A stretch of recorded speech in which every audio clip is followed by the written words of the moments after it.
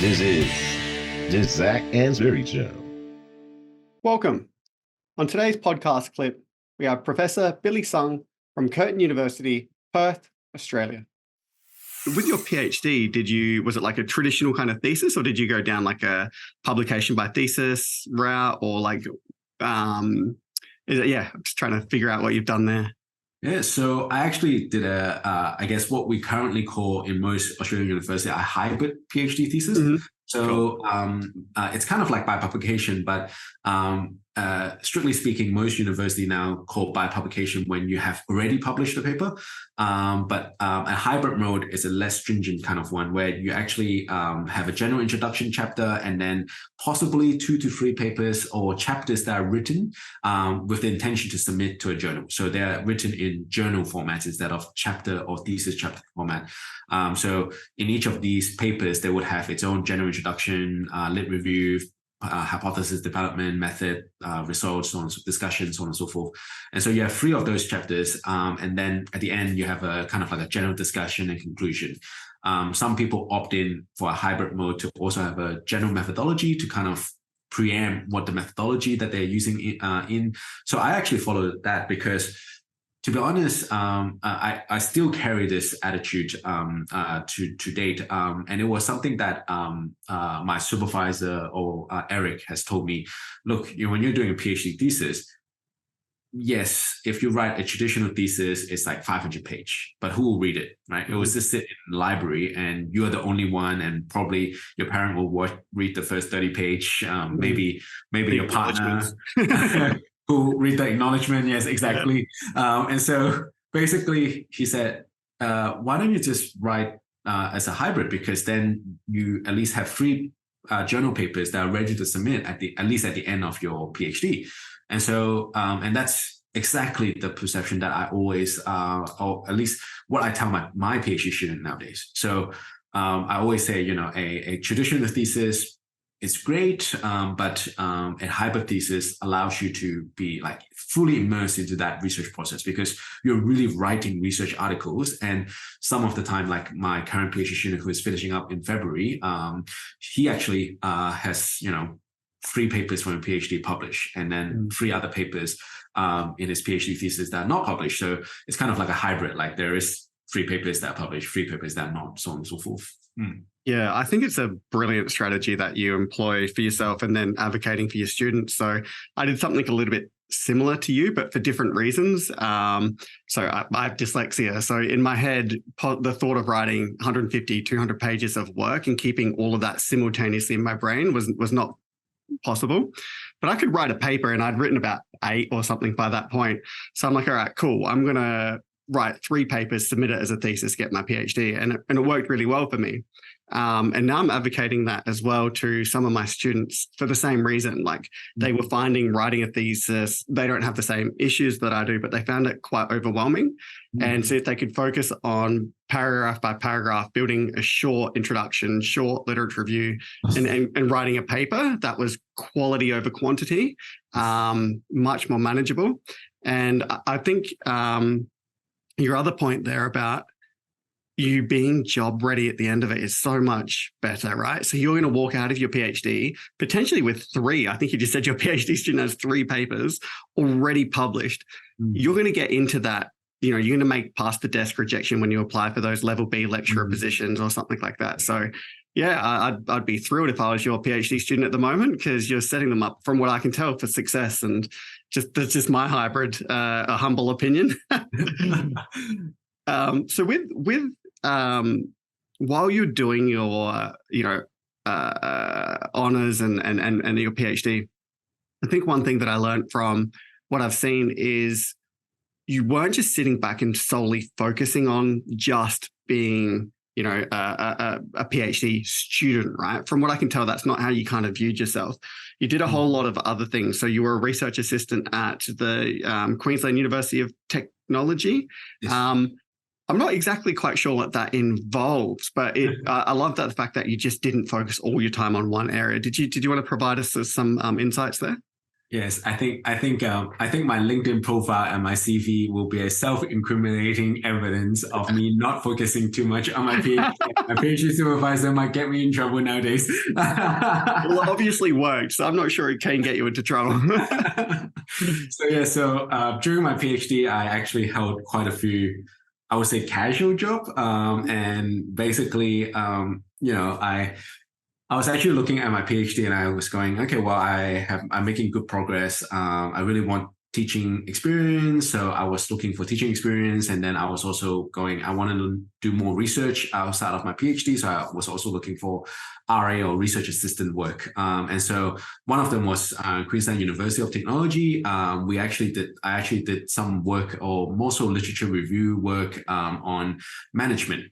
So looking at stress. So something very similar to what I probably have done a little bit, indirectly from physiological response, because when you're looking at physiological response or psychophysiological response, stress is definitely a literature that you will delve into, stress and arousal. So basically, they were looking at more so not the physiological side of things, but more so how stress in workplace pans out, how does individual differences affects arousal tendency and stress tendency at work or at certain high stress environments, so on and so forth. And they needed a research assistant to write a lit review. And being, I guess, a fresh grad PhD student, you go, oh, not PhD, fresh grad honors student doing a PhD. You go, yes, I am happy to be paid. Nowadays our RA probably get paid much more. I definitely pay much more than what I get as an RA now. So at that time, I remember it was something around, like, with the casual rate, it was like $35 an hour. And so in comparison to, when you're a bachelor student, when you're working in McDonald's or restaurant and you're only getting paid 25 or 22 sometimes, and, you have some dodgy Asian restaurant that may pay you $10 an hour.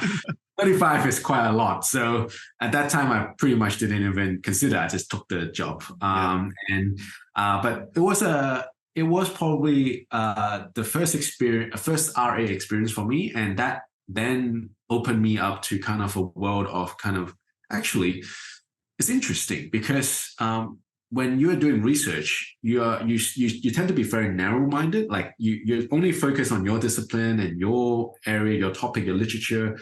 But then these RA work with different researcher, especially in different field, take you away from those literature and open you up to this literature. And then now you can start to see similarity and differences in the literature, not only from a technical side of things like methodology, how they write, so on and so forth, but actually the theory. So sometimes I actually borrow, my PhD theory and actually put it into my RA work, and they go, that's actually quite an interesting perspective. Tell me more, Billy. And I go, oh, well, in psychology or in, social psychology or consumer psychology, these are the theory. And that could apply to health, so on and so forth. And that's how I got probably more involved in RA work. So I was an RA in QUT. I think I finished that. Then I got an RA job in Griffith in nursing and health, and also an RA job in business school and psychology school in UQ as well. Oh, they all kind of fed into each other, like one opportunity led to the other?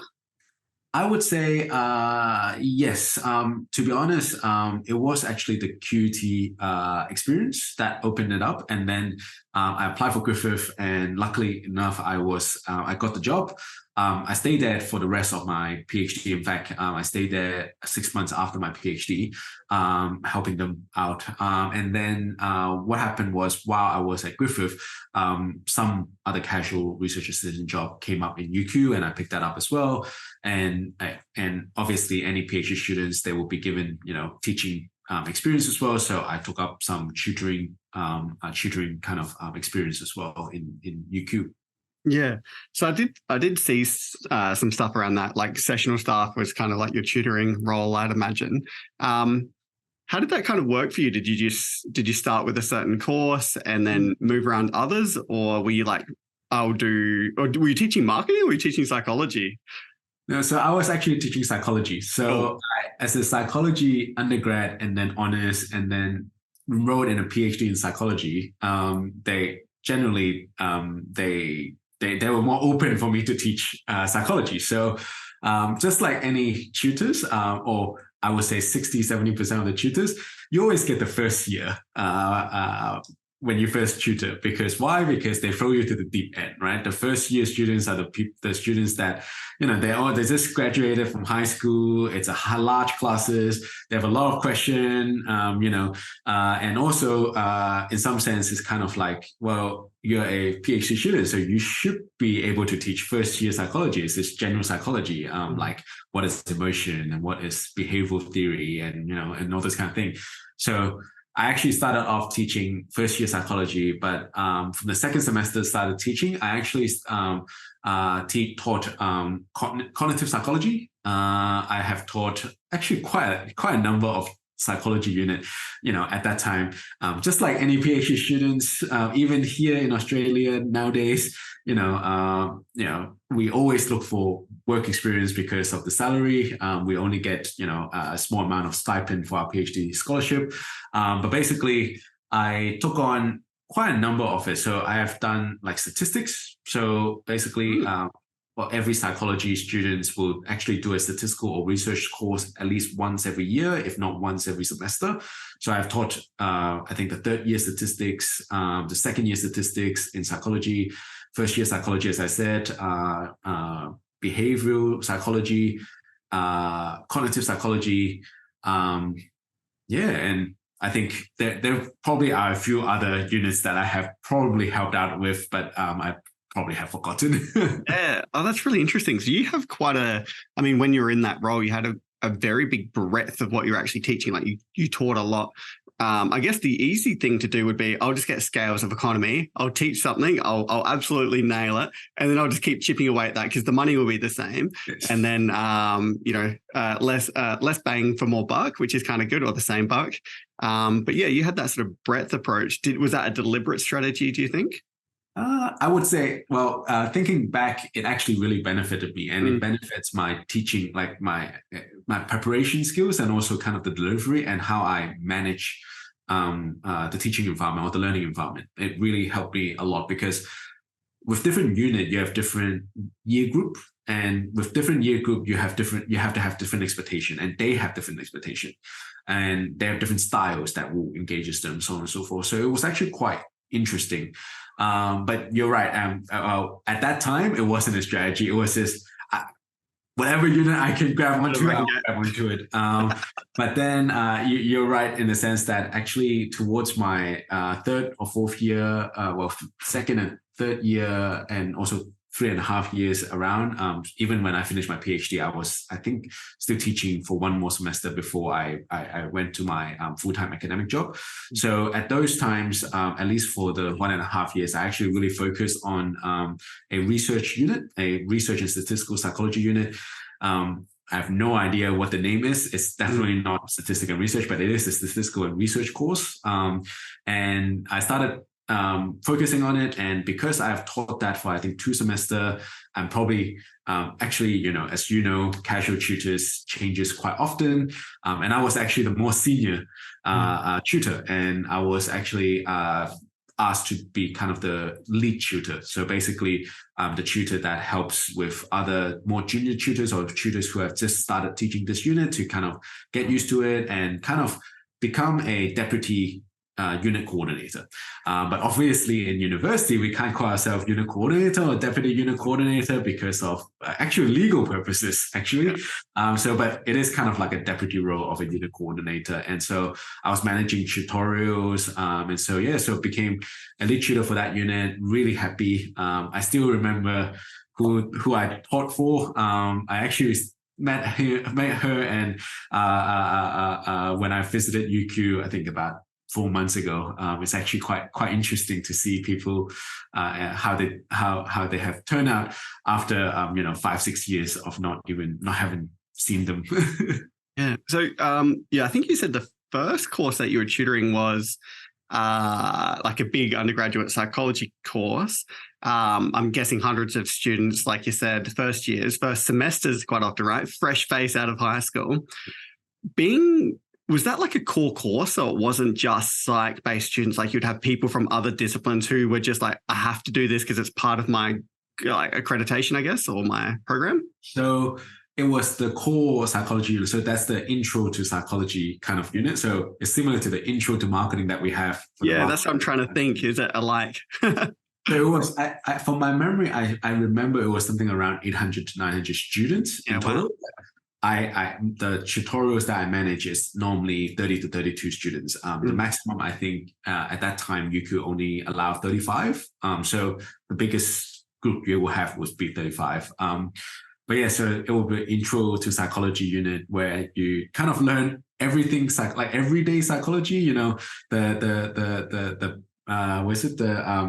flash blindness effect, where, you know, people passing the ball and you have to actually count how many passes is there. And suddenly, in the middle of the video, a really weird gorilla comes in, and you actually show that, you know, if you're focusing on other things, even something come up, you actually have inattention blindness towards it. So we were teaching all these phenomena. It was actually a fun unit to teach because when it's like intro to marketing, right?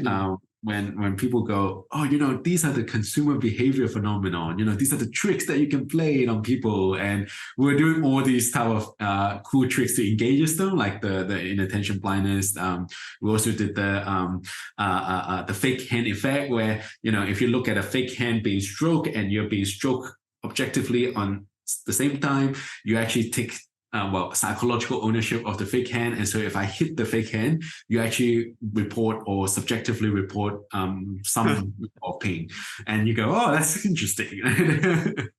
Yeah, I think it seems very similar, right? So like, yeah, I teach marketing 101. So it's marketing principles, trading and exchange. Similar. Over the year, I think it's like 700 to 800 students a year.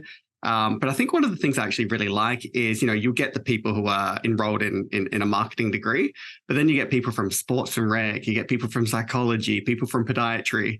And what I love about it is, you know, rather than seeing it as like a burden, being like, oh, these people aren't interested, it's how can I get them to understand the marketers that they'll end up working with? And how can marketers understand their perspective as well? So I kind of see it as a nice way of giving them all the same terminology to work from, to understand why these people are aiming for certain strategies in the business that doesn't necessarily like, you know, I'm a podiatrist, what do I care about marketing? Well, you kind of need to understand what they're doing in the business. So I find it all, or the accountants, right? Why are they asking for more money to spend on this media budget? Like, surely I'm just going to scrap that, you know, explaining to them why they're going to be asking you for money and explain the logic behind how they get to that figure is, I think, pretty cool. That's true. Yeah, and so you've obviously done something quite similar. Hey guys, it's Zac Anesbury here with just a couple of quick reminders. If you've enjoyed today's podcast, then make sure you subscribe so you never miss an episode. There are plenty more interviews to come with some of the world's leading marketing academics and practitioners. You do not want to miss these. In the meantime, if you're looking for another way to connect, then follow me on Twitter at Zac Anesbury. That is ZACANESBURY. For my take on the marketing issues of the day. That was the Zac Anesbury Show.